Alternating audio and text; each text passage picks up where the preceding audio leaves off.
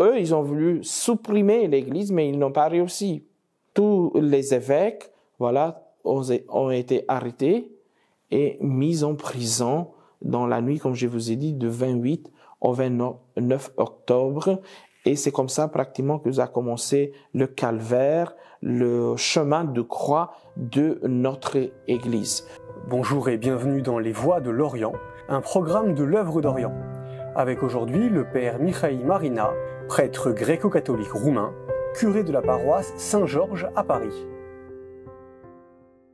Bonjour mon père. Comment est née l'Église gréco-catholique roumaine ? Bon, l'Église gréco-catholique roumaine est née suite à l'union d'une partie de l'Église orthodoxe roumaine de Transylvanie avec le siège de Rome, avec le pape. Voilà, il faut dire peut-être avant que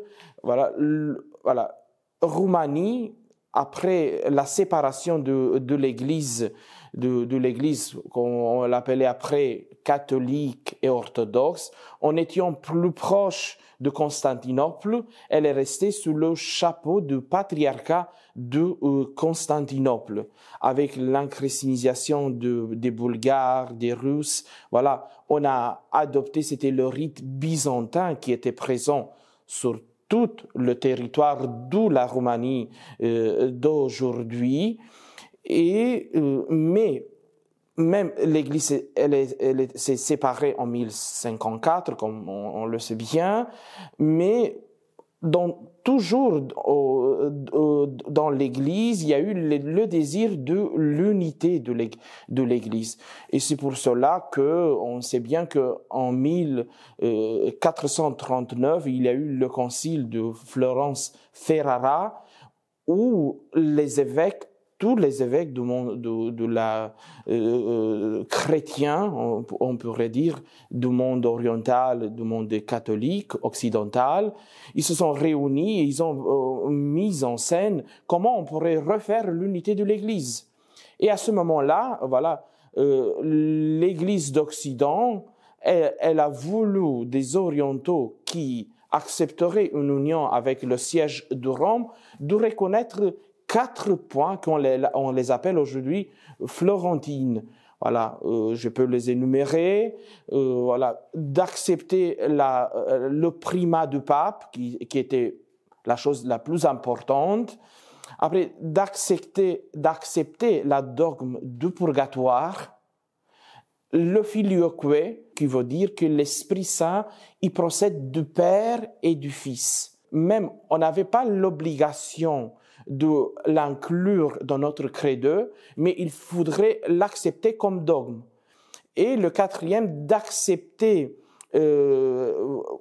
la matière de la célébration eucharistique. Voilà, l'Occident célèbre avec les hosties, comme on appelle aujourd'hui, azim, voilà, de les accepter comme matière valide pour la célébration de l'Eucharistie. Même si nous, les orientaux, les gréco-catholiques, voilà, on célèbre l'Eucharistie avec le pain fermenté, avec le pain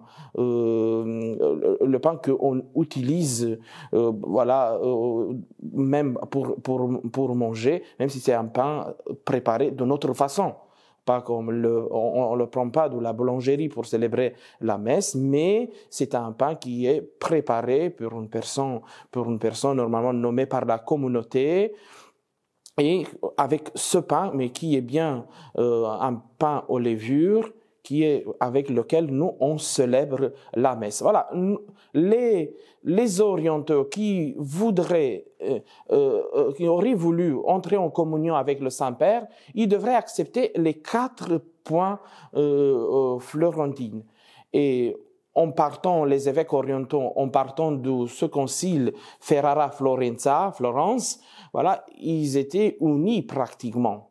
Parce que quand ils sont partis, ils ont dit oui, on n'a pas de problème d'accepter les 4 points. Uniquement en arrivant dans leur territoire canonique, voilà, l'union n'était pas acquis, si je peux dire.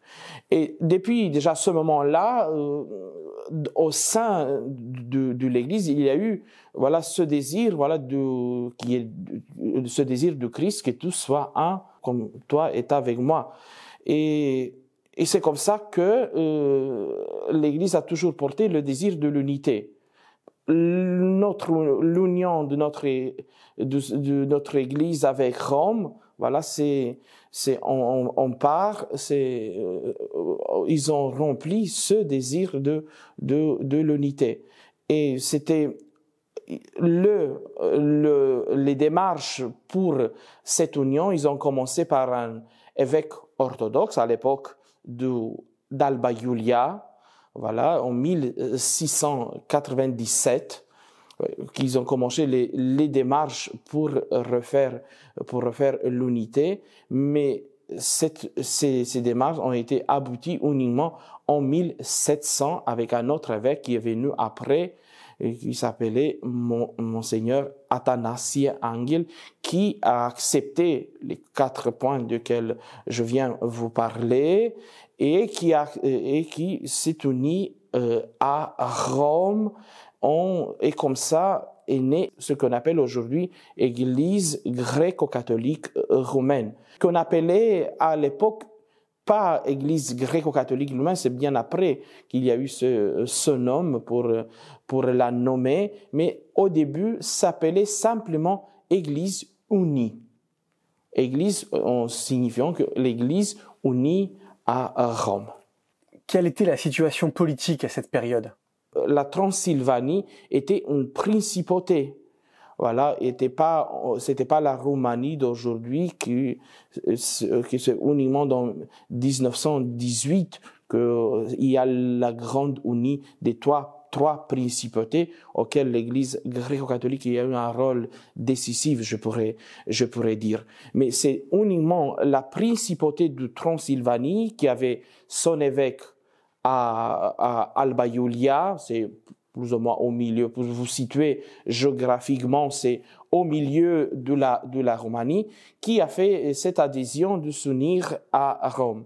Bon, il y avait toute l'implication aussi politique. Les Roumains, en Transylvanie, même s'ils étaient les plus nombreux, ils n'étaient pas reconnus comme nation dans l'État de la Transylvanie. C'était plutôt parce qu'on était sur l'empire Autriche-hongrois après, et c'était plutôt les Hongrois qui étaient reconnus, qui étaient les dirigeants dans le pays, qui étaient les Sécouilles, voilà, les Sicoules, comme on dit, et les Saches, qui étaient présents dans cette partie de la Transylvanie. Et bien sûr que les autres, ils n'étaient pas des orthodoxes. Ils étaient des catholiques de rite latin, mais très peu d'entre eux. Mais la plupart, c'était des calvinistes, des luthériens et des unitariens. Mais vous voyez un peu à quoi rassemblait la Transylvanie d'alors, où il y avait les 4 religions qui étaient reconnues par l'État autrichien, et les Romains, ils étaient déconsidérés, on pourrait dire, à cause de leur rite qui pour eux était tellement bizarre, en étant le rite byzantin, et pour le fait que les prêtres de l'époque, il n'y avait pas une préparation rigoureuse. Voilà, les études se faisaient comme se faisait à l'époque, et à travers l'union, voilà, il y avait le désir de l'unité dans la grande Église du Christ, l'Église catholique et apostolique, mais après on voudrait par l'union aussi relever la nation roumaine qui était soumise un peu à ceux qui étaient présents dans cette territoire et qui étaient les chefs un peu, on pourrait dire, de territoire. Quel a été le rôle de votre Église dans la construction de la nation roumaine? Déjà dans l'acte de l'union, il y avait aussi la question religieuse, mais il y avait aussi mis sur l'acte d'union les droits des Romains. Voilà, qu'ils aient les mêmes droits que les autres habitants de la Transylvanie. Et c'est l'évêque qui, depuis le commencement, il s'était mis ça au cœur pour lutter que les Romains soient considérés comme nation à l'intérieur de l'État de Transylvanie. Et ça, c'était le départ d'un point important pour l'Église gréco-catholique, parce que il y avait personne pour lutter pour les Romains. Mais à travers l'évêque, l'école d'une part, c'était la façon pour relever le peuple roumain. Après, des points forts, il y en a plusieurs, mais je vais nommer. Une fois que les séminaristes qui ont fait leurs études en Occident, surtout à Rome, ils sont rentrés en Roumanie, ils ont créé des écoles. Il n'y avait pas des écoles à l'époque chez nous. Ils ont créé des écoles, ils ont permis à des Roumains qui étaient démunis d'étudier, d'alphabétiser le monde. Et ça, c'était à côté de l'Église. Les premières écoles de Transylvanie sont tout à côté de la paroisse, à côté du prêtre qui était le curé de la paroisse. Et ça, c'était doucement un relèvement du peuple roumain qui lui a permis d'étudier. Un autre point fort dans l'histoire de notre Église, nous, à l'époque de l'Union, on parlait en langue latine, le roman c'est en langue latine, voilà, mais on l'écrivait avec un alphabet cyrillique. Voilà, on trouve par exemple des Bibles traduites en roman, mais écrites avec un alphabet cyrillique. Voilà, les intellectuels qui se sont formés, ils ont introduit pour une langue latine, ils ont introduit un alphabet latin que eux ils avaient appris en étudiant en latin à Rome ou partout dans les autres sièges importants de l'Occident. Voilà un autre point très très fort de notre Église.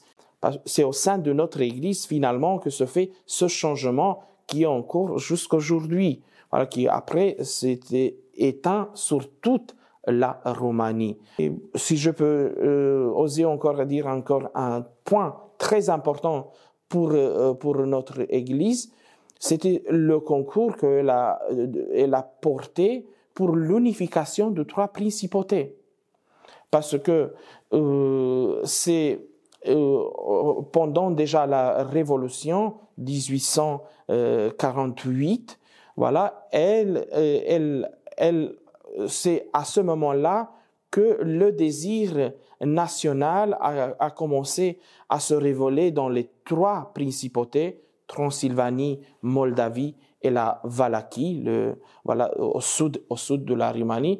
Ils se sont rendus compte qu'ils parlent la même langue, qu'ils ont les mêmes coutumes, qu'ils ont les mêmes traditions qui étaient présentes sur le territoire. Et c'est au sein de cette Église, mais en partenariat et en collaborant bien sûr avec l'Église orthodoxe, qui est née l'union des 3 principautés. Et c'est comme ça qu'elle a été aboutie uniquement dans 1918, quand les 3 principautés ont fait l'acte de l'acte d'union. La Transylvanie s'est unie avec le pays de la Roumanie qu'on appelait, qui était tout le sud de la Roumanie, et la Moldavie qui était déjà unie bien avant. Et voilà, c'est un aspect aujourd'hui peut-être on dirait que l'Église n'a pas à se mêler avec le politique et tout ça, mais bon, à l'époque c'était très très présent et on voyait ils se sont impliqués parce que dans leur projet pour réaliser, comment dire, une âme roumaine qui ne soit pas séparée et qui puisse respirer chacun selon ses coutumes, même si au sud de la Roumanie, il n'y avait pas des gréco-catholiques. C'était uniquement dans la Transylvanie qu'on était présents. Mais ça ne nous a pas empêché d'avoir le même sentiment et de porter notre concours pour que l'union soit faite. Et comme je vous ai dit, en 1918. Et ce que c'est à noter que c'était l'évêque de Cluj, Monseigneur Iuliu Hosu. Et après, il a été fait cardinal par Paul VI. Voilà, c'est lui qui a lu l'acte d'union. Voilà, il est allé au Bucarest et c'est là-bas qu'il a lu devant l'empereur. Il a lu l'acte d'union et l'union pratiquement a été réalisée. Quelles furent les conséquences de l'arrivée du communisme en Roumanie ? Voilà, le communisme arrive en Roumanie à travers les élections politiques qui ont eu lieu dans l'année 1946 exactement. Et c'est à ce moment-là que les communistes s'installent en Roumanie et qu'ils commencent à prendre le pouvoir. Déjà, nous on avait l'exemple des gréco-catholiques ukrainiens qui, dans les années 46, il était déjà mis hors la loi. Et on sentait déjà à travers leur arrivée au pouvoir imposée par la Russie, voilà, on sentait que ça va nous arriver plus ou moins la même chose. Et une fois qu'ils se sont installés, ils ont petit à petit, ils ont commencé à mettre en acte, voilà, une persécution de l'Église. D'abord à travers des petites intimidations, voilà. Après ils ont commencé à nous faire, par exemple, ils nous ont pris des espaces, voilà, qui appartenaient à l'Église, surtout des écoles, et ils se sont imposés en étant au pouvoir, qu'ils avaient besoin d'un tel bâtiment, et l'Église pouvait rien faire. Ça continuait, voilà, plus ou moins, c'était 2 ans. Ils ont commencé le 46 et en 48, voilà, le mois d'octobre 48, ils ont commencé les arrestations proprement dites. Voilà, sont d'abord les évêques. Tous les évêques ont été mis en prison. Dans la nuit du 28 vers 29 octobre 48, par le fait que, voilà, ils voulaient pas passer à l'orthodoxie. Le nouveau État romain communiste, il pouvait pas concevoir au sein de la Grande Roumanie d'avoir une entité comme l'Église gréco-catholique qui soit soumise au pape, qui pour les communistes était soumis aux Américains, voilà, et ils n'étaient pas d'accord que, voilà, l'Église gréco-catholique, qui est une entité roumaine, soit soumise, voilà, au pape. Et c'est pour cela qu'ils ont conçu une Église, l'Église orthodoxe roumaine, voilà, qui est autocéphale. Il n'y a pas de lien avec l'extérieur, hors les frontières de la Roumanie, et qui pouvait être conduit, qui pouvait être contrôlé par le régime. Ce que dans l'Église catholique, c'est inconcevable. Voilà, nous, on a ce lien fort qui, depuis le commencement, a été avec le pape, qui représente l'unité dans l'Église et qui est un signe visible, comme on l'appelle, de l'unité du Christ. Et ils étaient pas du tout d'accord avec ça, et c'était le principal motif qui a conduit à la suppression à l'interdiction plutôt de notre Église. Parce que eux, ils ont voulu supprimer l'Église, mais ils n'ont pas réussi. Tous les évêques, voilà, ont été arrêtés et mis en prison dans la nuit, comme je vous ai dit, de 28 au 29 octobre. Et c'est comme ça pratiquement que ça a commencé le calvaire, le chemin de croix de notre Église. Parce qu'une fois que les évêques ont été mis en prison, la panique s'est instaurée et toutes les paroisses ont été obligées de passer à l'orthodoxie par un acte, voilà, qui était fait sur la terreur des communistes. Il y a eu des prêtres, bien sûr, qui ont signé, qui sont passés à l'orthodoxie.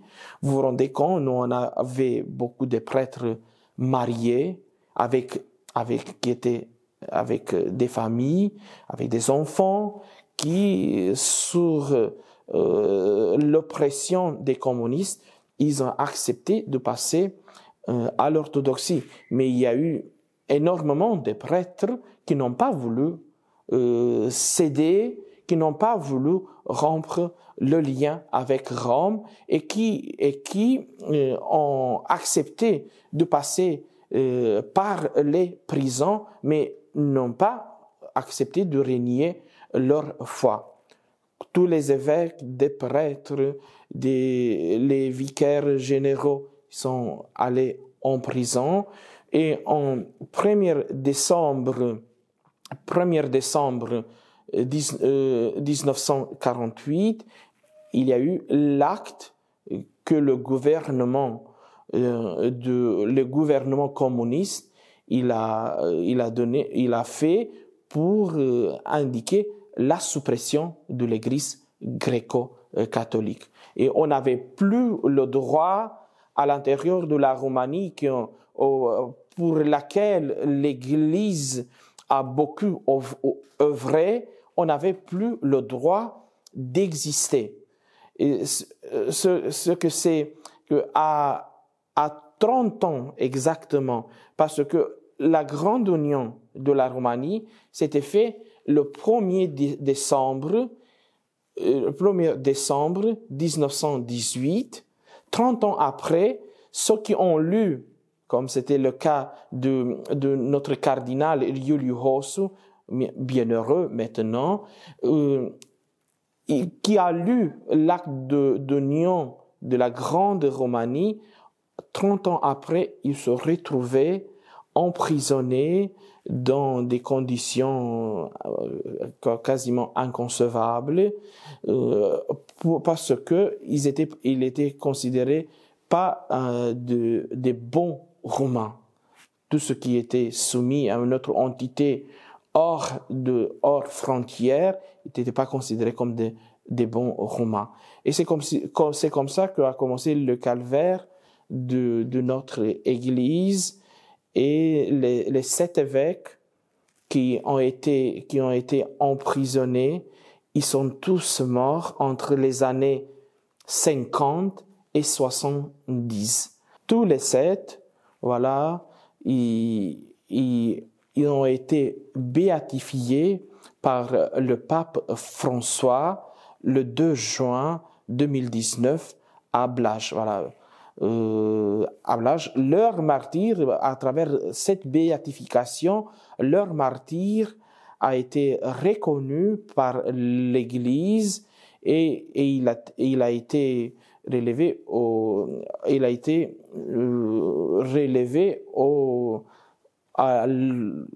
culte des fidèles pour notre protection. À la chute du communisme, votre Église a-t-elle retrouvé les biens spoliés? Le communisme en Roumanie, il a commencé en 1946 et il a tenu jusqu'en 1989, voilà, avec la mort de Ceausescu. Après la chute de Ceausescu, voilà, et une fois que l'État nous a permis de nouveau d'exister, voilà, les prêtres qui ont eu une activité pendant toute cette période, ils ont commencé à refaire l'Église, ce qui n'était pas du tout facile, parce que tous les biens qu'on avait, ils étaient d'une part appartenaient à l'État, d'autre part à l'Église orthodoxe qu'ils ne voulaient pas nous les redonner. Et c'est pour cela qu'on a commencé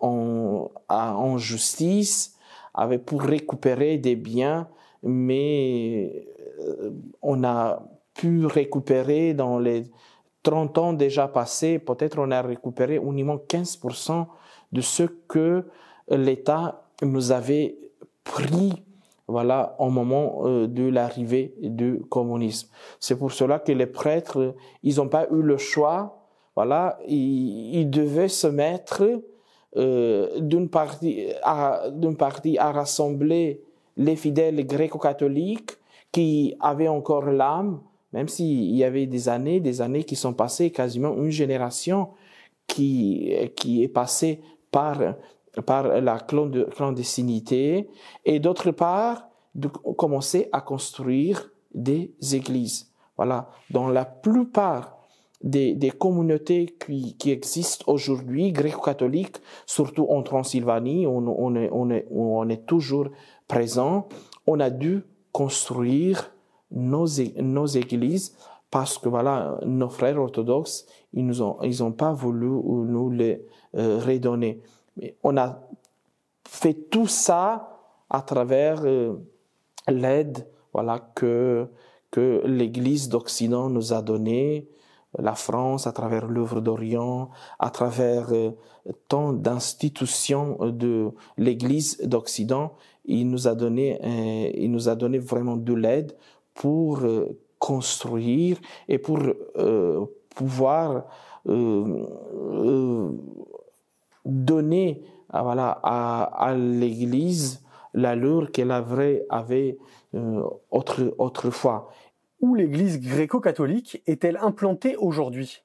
Les gréco-catholiques aujourd'hui sont présents surtout comme autrefois dans la Transylvanie, c'est le nord de la Roumanie et tout le centre, avec la partie ouest, voilà, la partie qui donne vers l'Hongrie et la Serbie. C'est là-bas notre siège de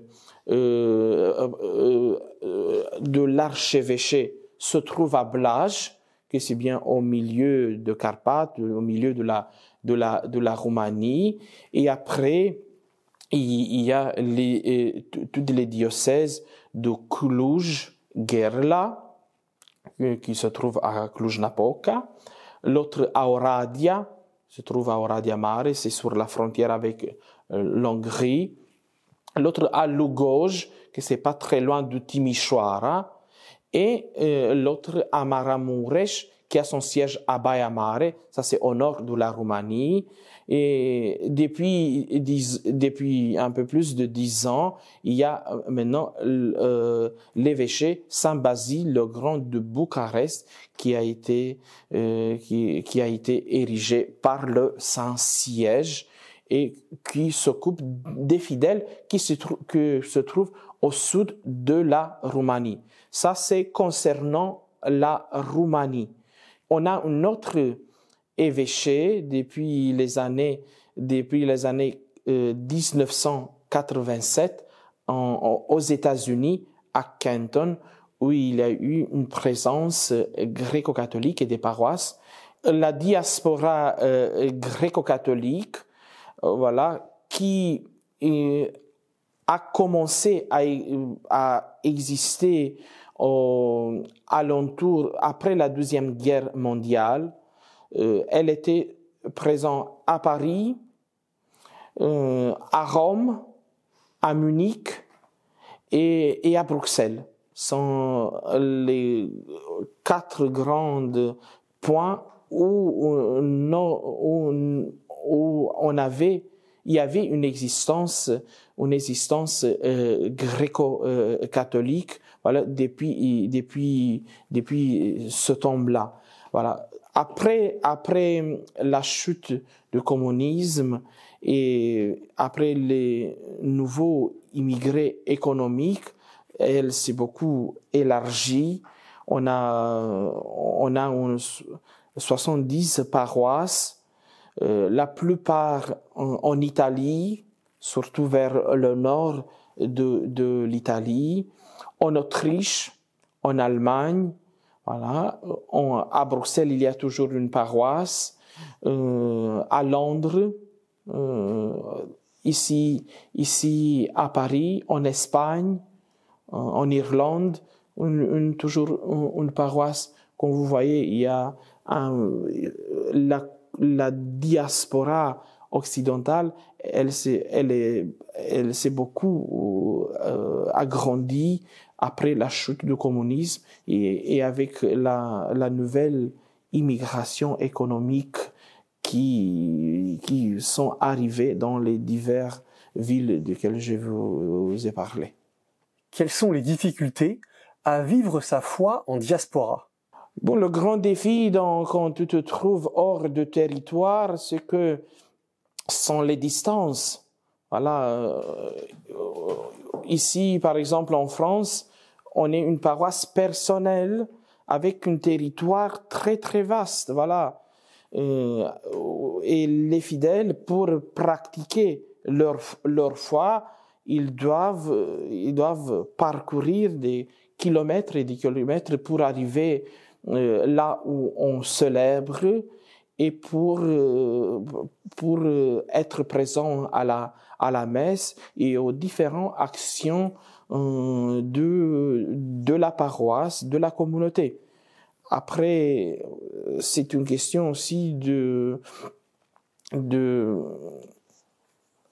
authenticité de la foi, dans le sens où si on croit vraiment, voilà, on se donne les moyens pour pratiquer. C'est pas commode, mais voilà, on trouve les forces pour y avancer et pour pratiquer notre foi et surtout pour la transmettre à la nouvelle génération qui naît ici en France, partout ailleurs où se trouvent les gréco-catholiques roumains, et on doit leur transmettre tout le dépôt de la foi que nous avons reçu de nos grands-parents.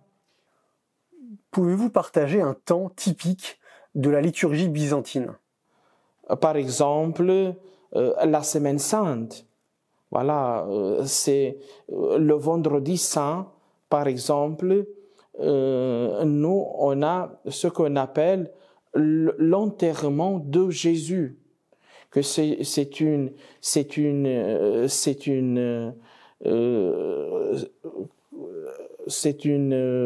comment on appelle ça, une prière de l'Église qui, uniquement pour le vendredi, assez populaire, si je peux dire, présent dans toutes les églises byzantines. C'est pas quelque chose typique des Romains, mais qui donne aux gens, la possibilité, de, sentir que, on est présent à l'enterrement de Christ et nous-mêmes, on est enterrés avec lui pour ressusciter après avec lui. Et c'est peut-être, c'est un des offices plus parlants, mais qui dans l'Église catholique, par exemple, ne se trouve pas, parce que tous les autres, ils ont leur beauté, si je peux dire. Mais c'est ça qui me vient au cœur. Et par exemple, même cette année, quand on a célébré le fils de l'enterrement de Jésus, l'église, elle était pleine à craquer, et j'ai vu que même la nouvelle génération qui grandit ici, ils étaient présents et ils ont chanté. On est entré, dans la célébration du mystère de la mort de Seigneur. Qui, comme j'ai dit, on reste pas là. Ça nous permet bien après de goûter, le sentiment de la résurrection de Jésus, le troisième jour après. Et enfin, pour finir, pouvez-vous partager un chant religieux byzantin en roumain?